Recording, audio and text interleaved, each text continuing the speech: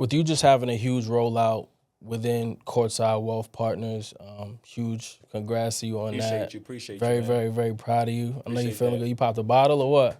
I had a can't even get it out. I had a bottle of Dom. What? Dom Perignon. Oh. Yeah. You and the lady? I mean, no, By yourself? I was out Arizona. I was with me and the homies. Okay. Me and the lady, we she took me to dinner and we had some champagne. Like that. We toast. like women that have money. Yeah, no, for sure. We went down. Yeah, we do. Why you laughing? My man in the back, he love. You gotta have a good credit score, ladies. Man, good credit score if you want to deal with Rel Plush. You know what I'm saying? I'm not mad at them. We took it back. Can't have his standard. And shout out to Rel and Cuddy, man. They've been holding us down in the back. No, Rel and Cuddy, them guys. I'd be remiss if I didn't mention that. Very true. Remember, I said that though. You're sick. So I want to know why the rollout in this specific time for your brand. Yeah, man. So it was time, right? There were a lot of reasons why. There was no significant reason. Like, it wasn't like the month of September was significant to me or, the space that I work in. It was just, time. Like I had already given notice that I was leaving and, I was preparing to launch a firm. Mm-hmm. And I had the full support of my previous manager, who I'm forever indebted to. He's a great guy, learned a lot from him. I told him what my plan was and told him that this had been, most people think that Nas just up and became, you don't just up. He just jumped out the window. You don't do that. Yeah. This is a strategic Smart process man. that has taken place. Intentional, man. 3 to 4 years has taken. And I didn't switch lanes. I'm in the same field. Yeah. You know what I mean? And so, it was just the right time to make the motion happen. And there was clients that were ready to work with me that I didn't want to onboard at my previous employer, and I wanted to onboard them within my firm and have it be the way I wanted it to be. So, shout out to Courtside Wealth Partners. So if you are watching, big shout out. Courtside Wealth Partners is a full service financial planning and investment management firm that serve athletes and entrepreneurs alike. You can visit courtsidewealth.com, to learn more. I'm on every platform, Nisiar Smith. Yeah. You know what I mean? I'm doing all the plugging in now, but yeah. I'm intentional, man, and I'm gonna tell you one thing. If you're not a client of Courtside Wealth Partners, you should be, and it's for everything besides the X's and O's. Like, what a lot of advisors can't do that I can do is care. Because what we forgot, like, I work in the client service industry, obviously dealing with, individuals. And so caring is not a strategy of like who I am. It's a part of the fabric that makes me Nisiar Smith, right? The way I was raised, the way I carry myself. And so there's so many people that are in or serving athletes, as their financial advisor. They don't care. They don't show up for them in the ways that I do for my clients. They don't go to bat for them the way I do for my clients. And so if someone were to ask me, well, Nisiar, what is the difference between you and, X firm over there? I'm not going to sit here and tell you what the returns were like for the clients that I currently have. I'm not going to tell you all of the X's and O's of, someone's financial picture in order to do that. I'm going to talk about me as a human being, my values, my character, how I've been able to conduct myself. And my name holds weight, bro. Like, believe it or not, there are spaces that I'm operating in, and I'm highly regarded. I actually got some feedback that I'm going to read. I like that. I'm going to read to you, and I'm going to obviously keep the name of the individual out confidential. of it, because we don't violate client confidentiality at Courtside Wealth Partners.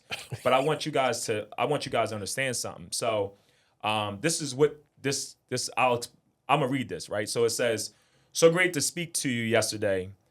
Blank, thank you for getting all of us on the call and connected.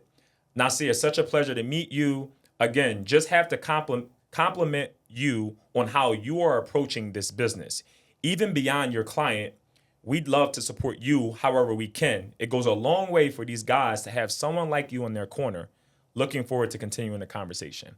And so when I think about that, right, I got on this call and was talking about one of my clients with this particular entity, And these two women were raving about me as a financial advisor because they work with other advisors, that are, helping their clients sort of achieve some of the similar things. And they couldn't stop raving about me in terms of how I showed up for this particular client and the way I'm thinking about orchestrating their life outside of the game of the sport that they play, right? And, thinking about the long-term positioning of this particular player. So that's a review, and I saved it. And they wanna send me business. That don't happen. It's the first time I met these people. That don't happen regularly. That is the difference between me and your advisor at Morgan Stanley. And no shade to Morgan Stanley, but I'm gonna tell you one thing: he can't do what I can do. And that's it. What within that situation? What did you do that was unique or different that you believe that they saw was a difference in? Just the way I went about it, man. Like the type of questions that I asked, as it pertained to this particular deal. Right. The way I explained the setup of this individual's off the court business structure, right? Allowing myself to elaborate on how we are evaluating opportunities as they come to this particular client, because we're not chasing money. I just said that a couple minutes ago, right? Money is a if you approach in the game, if you are in the business of, sports entertainment, right? The way you approach it is not by chasing money, but making sure that the opportunities that are in front of you align with you as an individual, your values, your character, right?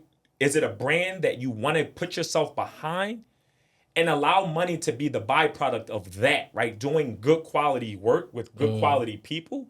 Because what's happening in this whole NIL climate, and even in the NBA, right, off the court, so many of us are chasing money as the reason and the means behind why we want this particular deal. But Correct. we're going about it the entirely wrong way for that specific reason. So for me, it was less. I was in that meeting and I never. Of course, I'm a financial advisor, so I don't want to say that the money aspect wasn't a part of the conversation, but it did not come up. I never asked a question, and the woman said, "So are you going to?" You didn't ask what question? I didn't ask about how much are you paying? What is this opportunity paying? Didn't lead with that. Didn't ask that question. At the end, why didn't the amount matter? Because I wanted to make sure the opportunity was right for my client. Okay. And if the opportunity wasn't right, it don't matter if they was how paying much it was, $100 million or $100,000. If the opportunity didn't align with my client, there was never going to be a conversation. Yeah. Now, at the end of the conversation, we got into what compensation structure looked like, because obviously that's very vitally important for my client.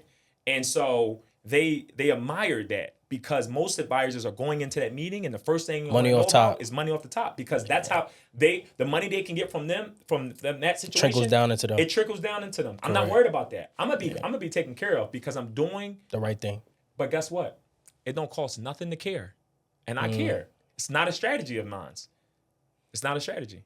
I don't know. I kind of feel like when you hear somebody in your space say that, especially within athletes, it's tough to believe it's authentic. Yeah. Right? Because it's like, you're telling me that you care, but I know you're going to get paid. Right? But in the same breath, it's like, I know you're being authentic after the relationship is being built and cultivated. And then they see how you're handling that business. It's like, oh, well, he really does care. You know what I mean? And then through that, the relationship continues to build. And then now it's just like, I lead with the work. I tell all of my prospective athlete clients and my current clients, while we're building a relationship, I want to continue to earn your trust, right? I'm not asking for you to give me 100% of your trust on day one, right? That's impossible. Correct. Yeah. But what I am asking for is the opportunity to show you that I care for you. Because if you succeed, I'm going to succeed as a financial advisor because you're succeeding. But if your success is predicated on how much money you're about to get from a deal, that's not really, for me, that's not really creating success for the client. Because that might be bad money to earn. And if we're not evaluating it that way, then again, we're not doing what's in our client's best interest. And so for me, it is genuine. It is authentic, right? And I feel as though that each one of my clients can attest to the fact that they feel, beyond everything else, they feel like they can relate. I relate to them. They can connect, because that's a big thing. A lot of the people that I serve, They don't got nothing in common. they don't got a lot of things in common with the advisors out there. Because I tell them first meeting, I'm from the inner cities of Philadelphia, man. Yeah, so I'm right from there where is you not from. a scenario I haven't seen, right? I've seen both sides, right? And getting that experience that you can't buy. You can't buy the experience that, I lived at 21st. That's how you grew up. I lived at 21st in Susquehanna, man. I probably was, I was very poor. Let's just say that, right?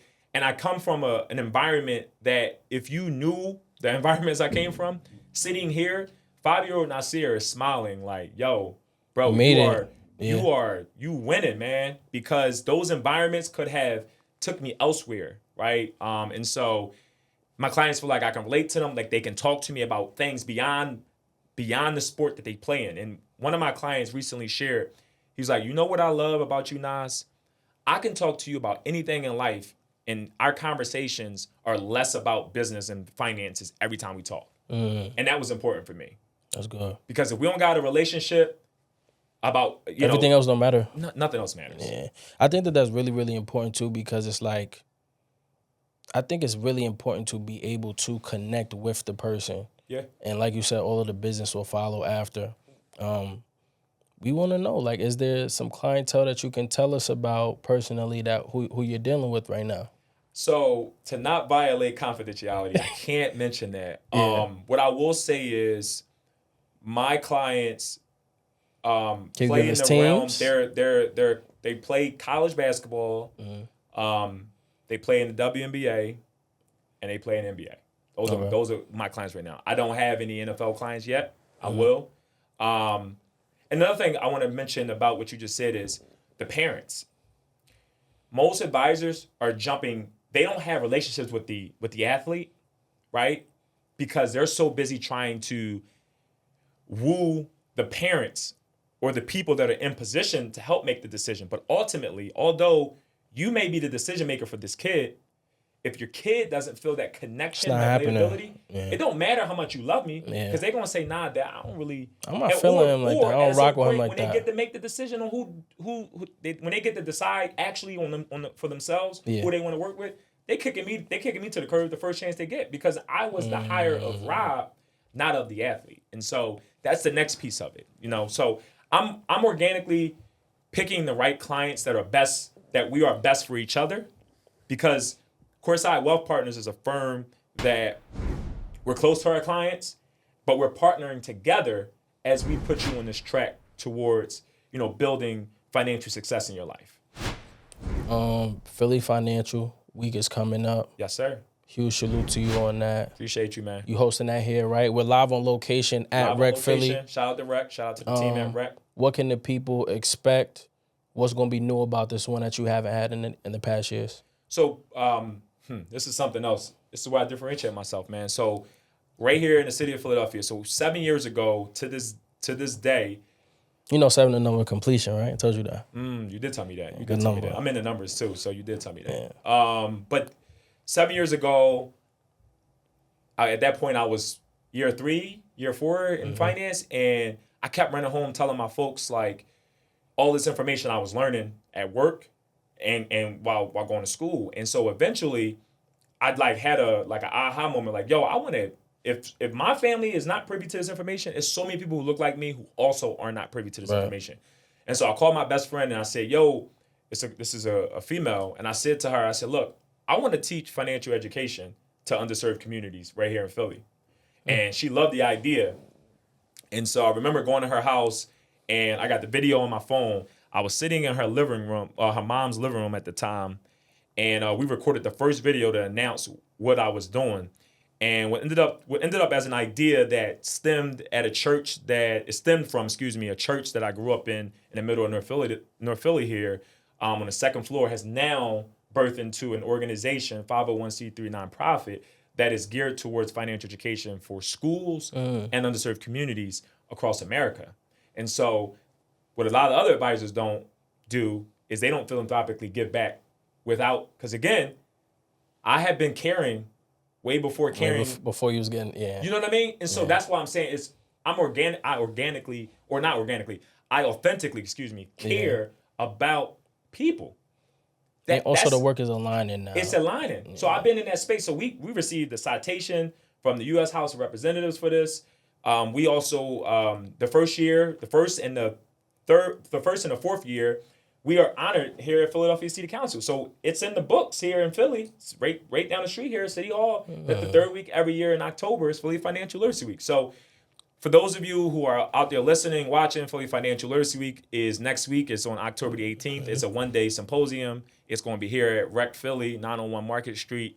We're going to have resources that are going to be being given out, and then we're also going to have financial education workshops, free to you, the community member, because we care, and that's how I've been rocking and rolling. So we've been making huge strides, man. We brought in Credit Bureau here to help people get the credit scores raised. We've had people get free estate plans and wills. You name it, we've done it.